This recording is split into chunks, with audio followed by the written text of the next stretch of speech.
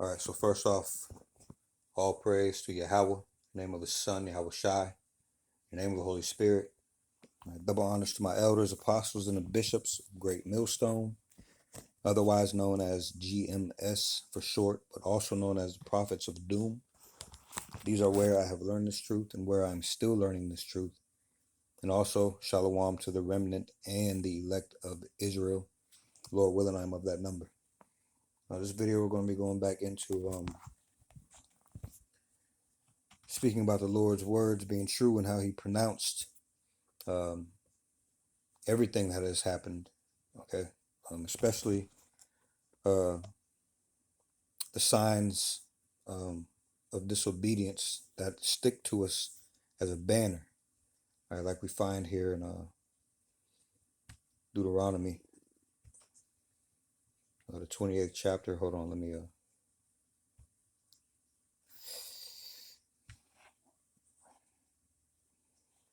let's see, Deuteronomy 28.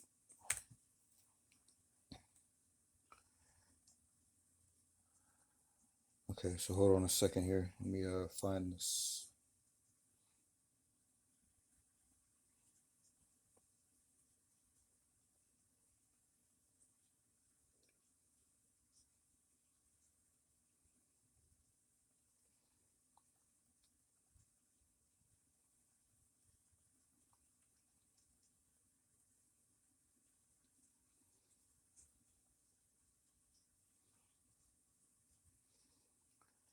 Um, let's see.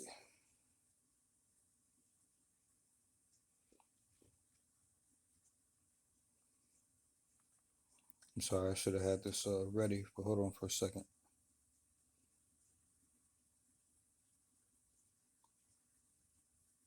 Okay, so let's start here at all right, we're gonna first mention that the subheading above Deuteronomy 28:15 reads consequences of disobedience. Down here 28:45 it reads, moreover all these curses shall come upon thee and shall pursue thee and overtake thee. Thou shalt be destroyed because thou hearkenest not unto the voice of the Lord thy power, or Yahweh thy power, to keep his commandments and his statutes which he commanded thee. And they shall be upon thee for a sign and for a wonder, and upon thy seed forever. So the curses, the things that fell upon us for disobedience, are on us in these times for a sign and a wonder. All right, it acts as a banner to point to whom we are, to be a trait and a characteristic of his people.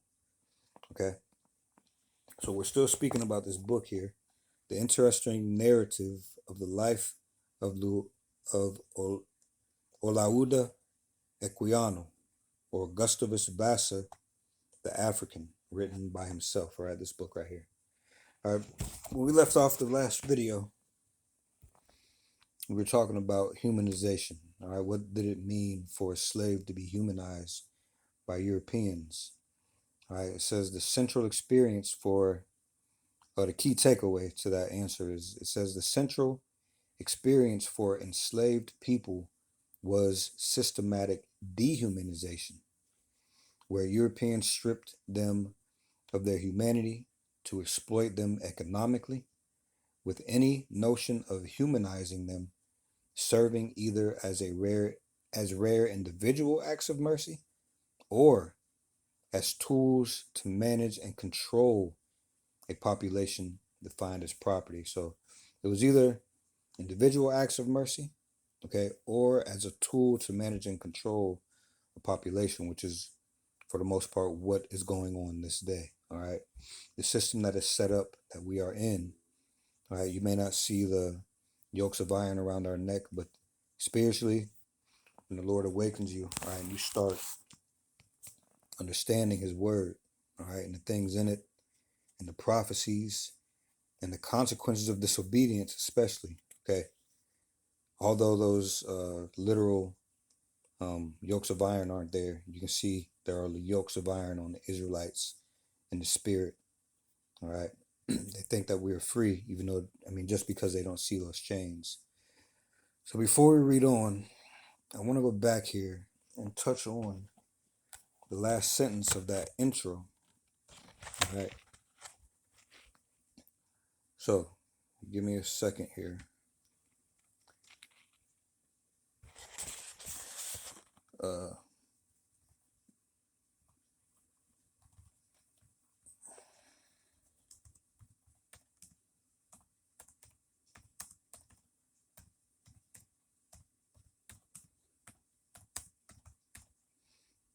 Oops, hold on a second.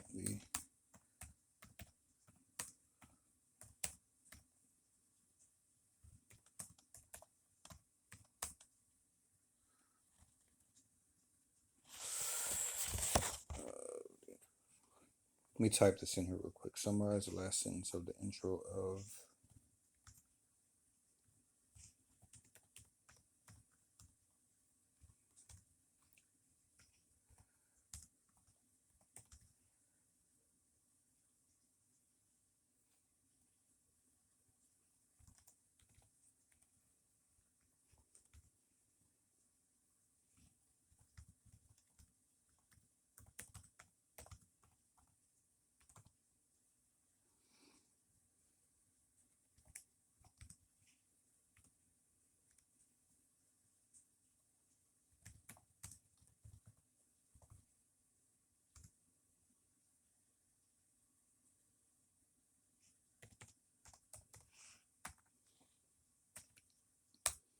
All right, so let me read this for you, then I'm gonna have to type it in. I should have did this before I pushed play, but that's all right.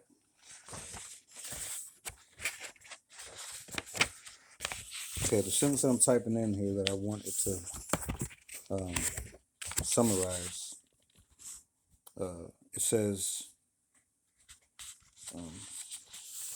I am not so foolishly vain as to expect from it. Oh, wait, that's not it. That's not it. Okay. It says, may the God of heaven inspire your hearts with peculiar benevolence on that important day when the question of abolition is to be discussed, when thousands, in consequence of your determination, are to look for happiness and misery. Also, this is the third part in the series, I believe. So if you find yourself not knowing what we're talking about, go back to the first video on this subject that is titled the same title. Okay. And in a minute, I'm gonna have to get this fair use statement before I go on. All right. So give me a second. Let me type this in.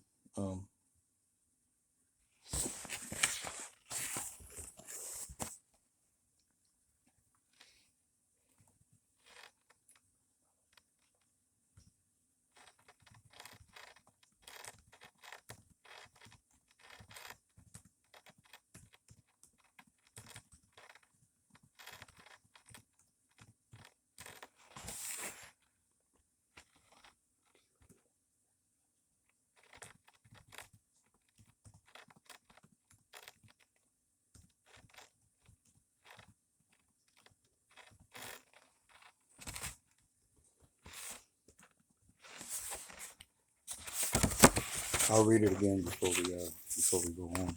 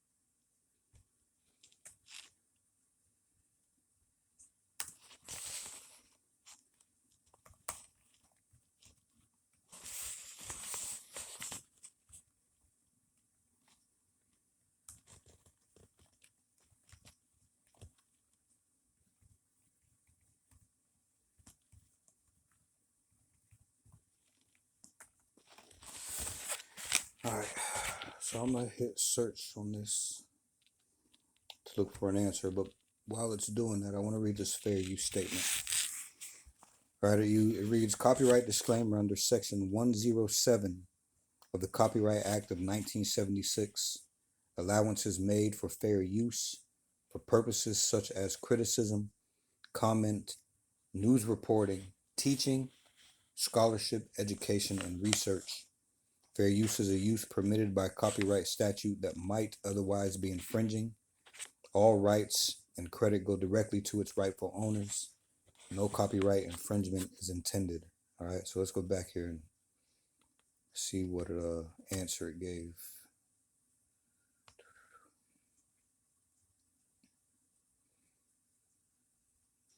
Which it gave no answer.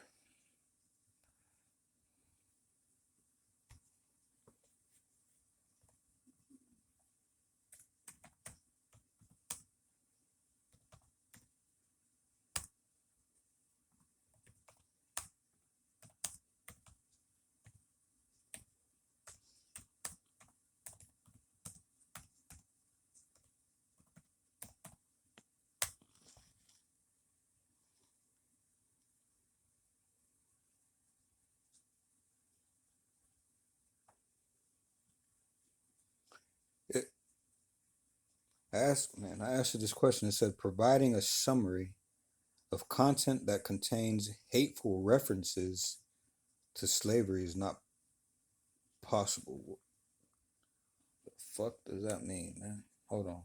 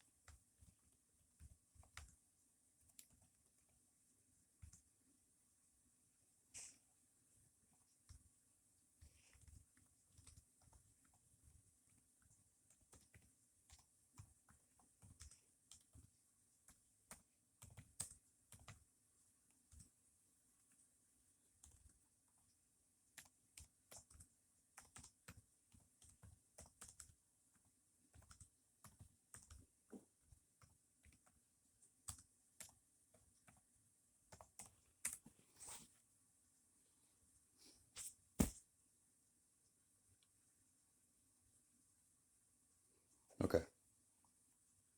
All right. You have to ask this thing certain questions in certain ways, otherwise you're not going to get an answer, apparently.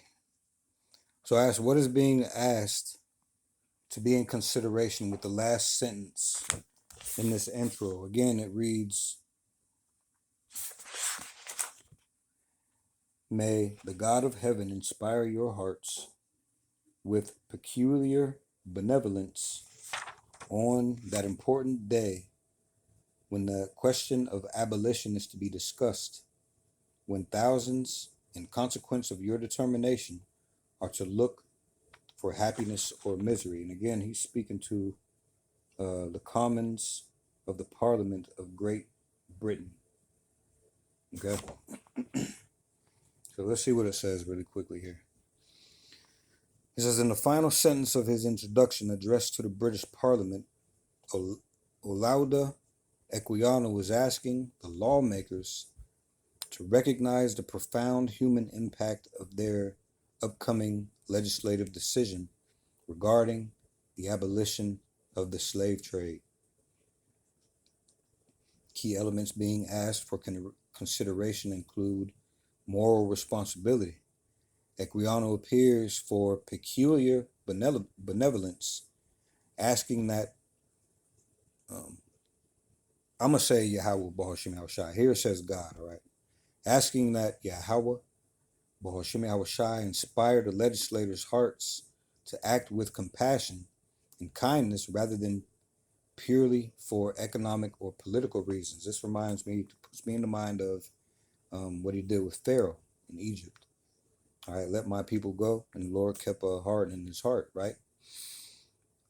So another key element is the weight of the decision. He highlights that their determination, all right, which is their final vote, will be directly or will directly dictate fate of thousands, specifically the enslaved people whose lives depend on this legal outcome. All right. And remember, they don't see us as people at this point. When we did that last video, even at the beginning of this one, I reread it. Hold on a second. Man.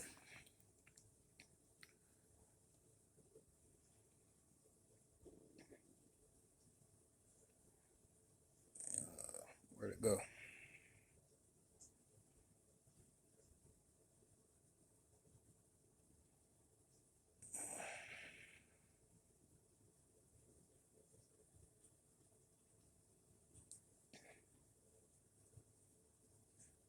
It disappeared.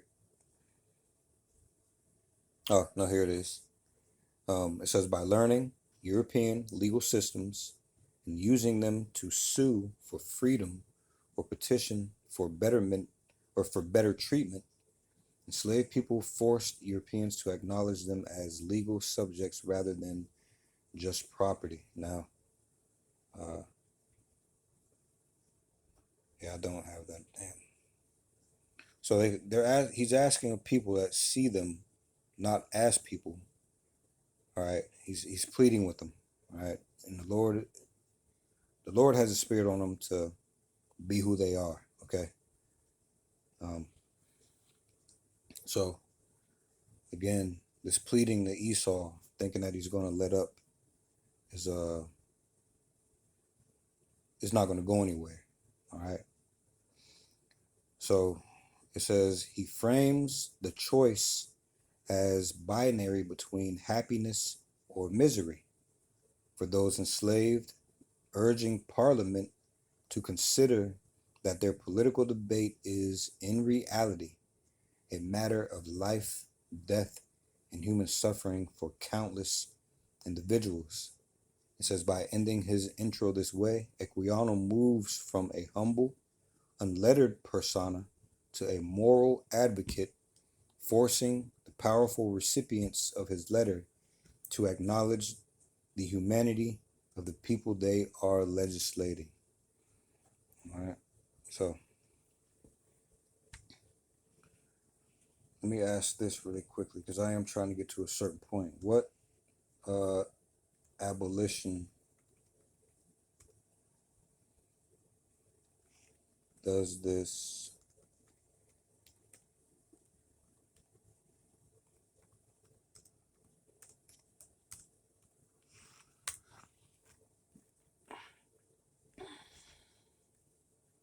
I'd ask, what abolition does this consequently lead to? It says the sentence you highlighted was a direct appeal to the British Parliament, and its consequent impact was instrumental in the passage of the Slave Trade Act of 1807. While Equiano died in 1797, 10 years before the act was finalized, his interesting narrative served as a critical, moral, and political catalyst for the following milestones. Now, listen here. It says, abolition of the transatlantic slave trade, 807. It says this act made it illegal for British ships to transport enslaved Africans and for any person to buy or sell enslaved individuals within British territories. Equiano's first-hand accounts of the Middle Passage were specifically used by abolitionists to sway public opinion in Parliament. All right, keep that in mind. It says the Dolbins Bill of 1788. Before his book was even published, Equiano led a delegation to Parliament to support this bill, which sought to improve the horrific conditions on slave ships by limiting the number of people they could carry. Wider colonial abolition, 1833. Equiano's work laid the foundation arguments that eventually led to the Slavery Abolition Act of 1833, which abolished the institution of slavery itself across most of the British Empire. It says, by framing the issue as a choice between happiness or misery, for thousands, Equiano successfully shifted the debate from a purely economic calculation to a moral imperative regarding human rights. Okay, so I do want to go from there, and I want to ask, what is the etymology of abolish? All right. It says the word abolish comes from Latin abolire, which means to destroy, efface, or put an end to. All right. It says it itself from ab, which means away from, or oleo, which means to grow, related to nourishment, suggesting fading or withering. It entered English via Old French in the 15th century, meaning to formally end laws, customs, or institutions, drawing from the Latin idea of causing something to grow or exist no longer. Okay, but listen up now. It says, let me see. So after that, all right, what I did was I asked, what is the Slave Trade Act of 1807? All right, it says the Slave Trade Act of 1807 refers to pivotal. I do want you got to listen, all right? The Slave Trade Act of 1807 refers to the pivotal legislation in both the United States, 1807, prohibiting the importation of new slaves,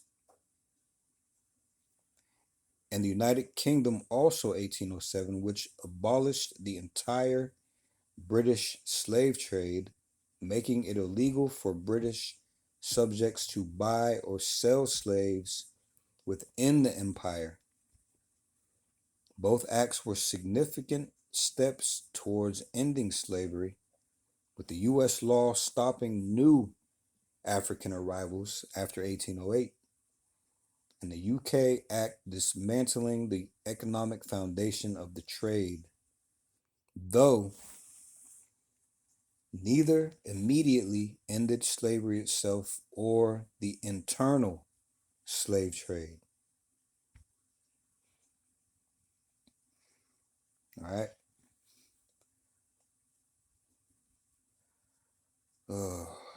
So all it did was it took something that is blatant, right? The eyes can see, okay? It is blatant slave trade, hardcore slavery. All they did was move it from one thing to another. Okay, we are still in captivity to this day, just because things seem better. All right, we are still in captivity.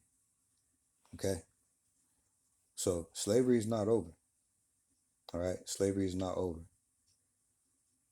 Let me check this time really quickly here. I got a little bit of more time. All right, so let's see. I think was there something else I was going to read out of here? I did take notes on this, and then plus I want to read an excerpt, another excerpt from this book.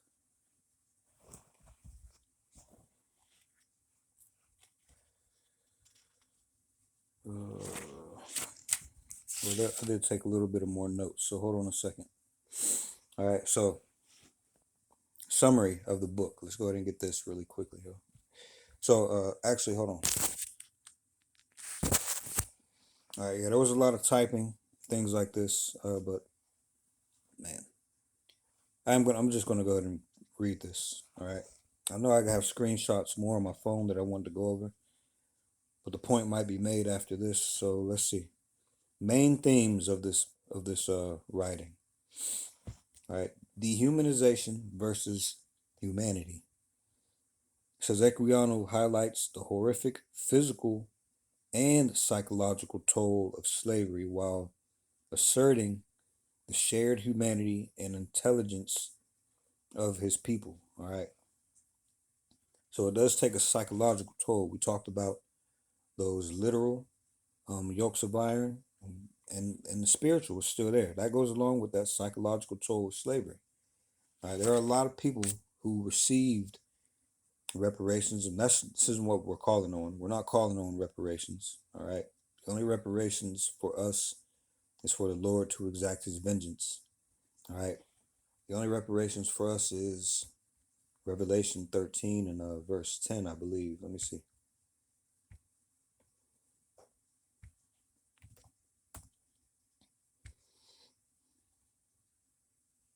These are true reparations right here. Okay. So reparations, true reparations of Revelation 13 and 10. He that leadeth into captivity shall go into captivity. He that killeth with the sword must be killed with the sword. All right, here is the patience and the faith of the saints. We have faith in this. This is going to happen. All right, all the things that we went through, all right, was a lifelong, was a lesson for us. This whole thing that we call life, that has existed from the beginning till now, has been a lesson for us. All right, from our fall, okay, to punishment, all right, and now our awakening, and it's about over with. Okay. And the water to Yahweh Bahashim Yahweh Shai. All right. There are a lot more scriptures that talk about what are true reparations, but I do want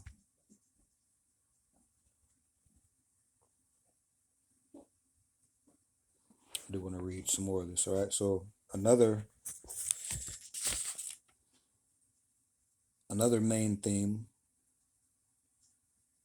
of this is spiritual journey. All right. It says the book traces Equiano's conversion to Christianity, which he uses both as a source of personal strength and moral argument against the unchristian behavior of the slave owners.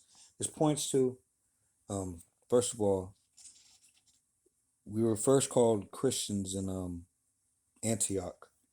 All right, that's really a mocking word, a mocking label for us. What's really supposed to be there is the Mashiachium, or the followers of the Messiah.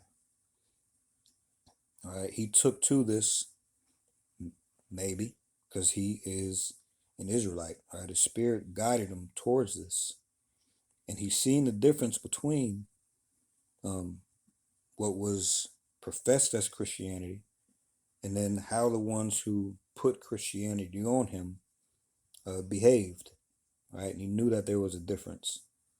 Okay, because he described them here as unchristian behavior. All right, and he drew strength. It says here that he drew strength from the knowledge that he did gain from the scriptures. All right, from his learning. So another key thing that it touches on is the cost of freedom. It says Equiano illustrates that even as a free man, his race left him vulnerable to kidnapping and abuse, proving that true security was impossible in a slave-owning society. Now, see what he didn't, or what we know in these times now is what really makes us free. Even though I just said we are still in captivity, what makes you free here?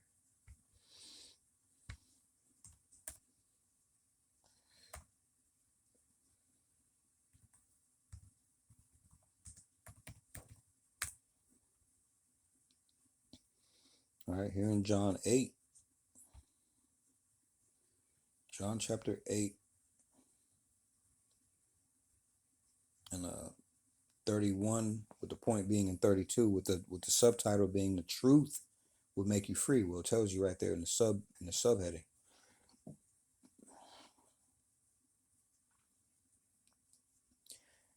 John 8:31 says, "Then Yahushua to those Jews which believed on him, if ye continue in my word, then are you my disciples indeed, and ye shall know the truth, and the truth shall make you free.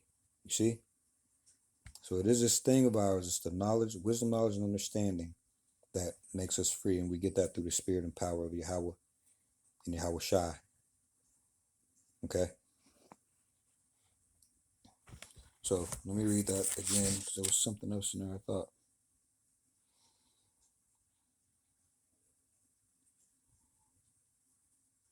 Okay, this is why he felt that even as a free man, he didn't know that he wasn't really free. Okay? Even as a free man, that true security was impossible in a slave-owning society. We know that not to be true. All right? We have this truth, and this still is a slave-owning society. All right? More so in this time, a spiritual, or especially a spiritual. Okay? A lot of Israelite slave or spirits are still under that lock and key. Okay, they still haven't awakened to the truth. They still walk amongst the congregation of the dead, being without this knowledge. All right. So I did want to go to Daniel 9 because he touched on this for a minute. All right, telling us that it would be. All right, this is how it would be. All right, because we fell from the Lord's way, we're gonna have to get punished, man. All right, but the comfort comes and the freedom comes in knowing that the Lord told us about this, and He's telling us about what is to come. Okay, and if you find yourself maybe being on the right side of the Lord, it's a comfort, and it does make you free, man. You don't have to do the shit that the world does. Okay, you can turn and come back to the Lord if He comes to you. All right, if He wills it. So let me start at Daniel 9:4. This prayer reminds me of everything. All right, this is Daniel 9:4 again. It says, "And I prayed unto the Lord Yahweh my power, and made my confession and said, O Lord, the great and dreadful power, keeping the covenant and mercy to them that love Him, and to them that keep His commandments." All right, these are one and the same. The ones that love Him keep His commandments. As a matter of fact, it tells you this is love. All right, let's see. 2 John 1:6, "And this is love, that we walk after His commandments. This is the commandment, that as ye have heard from the beginning, ye should walk in it." So we understand that walking in the ways of the Lord, right, show love. Okay. So Daniel 9:13. Hold on. Excuse me. Daniel 9 and where we at now? 5. All right, it says, "We have sinned and have committed iniquity, and have done wickedly, and have rebelled, even by departing from thy precepts and from thy judgments." We just did a video on what precepts are. All right, rules to regulate behavior and thought. This is what we need. All right, we've needed it from the beginning. Daniel 9:6, "Neither have we hearkened unto thy servants the prophets, which spake in thy name to our kings, our princes, and our fathers, and to all the people of the land." All right, even today, the prophets are doing the same thing. All right. Also, the people who weren't hearkening then, were not taking heed then, are not taking heed now. All right. Daniel 9:7, it says, "O Lord, righteousness belongeth unto thee, but unto us confusion of faces. As at this day, the men of Judah, and to the inhabitants of Jerusalem, and unto all Israel that are near and that are far off, through all the countries whither thou hast driven them, because of their trespass that they have trespassed against thee." This is why we find ourselves in the condition that we are in. All right, this is why those things on the slave ship had to happen. Okay? That confusion of faces, all right, not knowing who we are. All right? And these other nations aren't going to tell us, man. They're not going to tell us. But At the same time, they're not going to be able to dispute this truth. They'll try, but they won't be able to. Okay, let's go to Luke 21:15 really quickly. It says, "For I will give you a mouth and wisdom, which all your adversaries shall not be able to gainsay nor resist." All right, they'll try to fight it, but hey, the truth is the truth. Okay.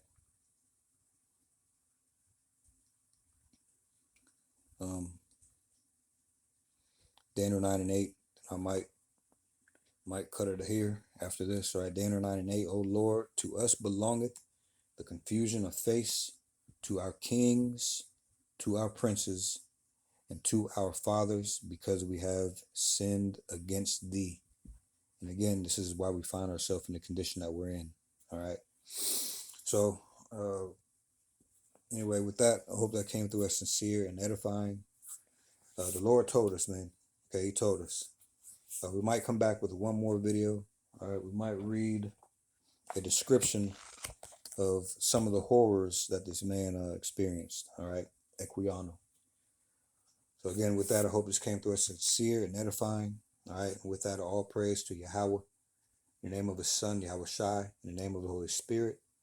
Double honors to my elders, apostles, and the bishops of Great Millstone, otherwise known as GMS for short, but otherwise known as the Prophets of Doom. These are where I have learned this truth and where I am still learning this truth. Also, shalom to the remnant and the elect of Israel. Lord willing, I'm of that number, and Lord willing, we'll see you in the next video. Shalom.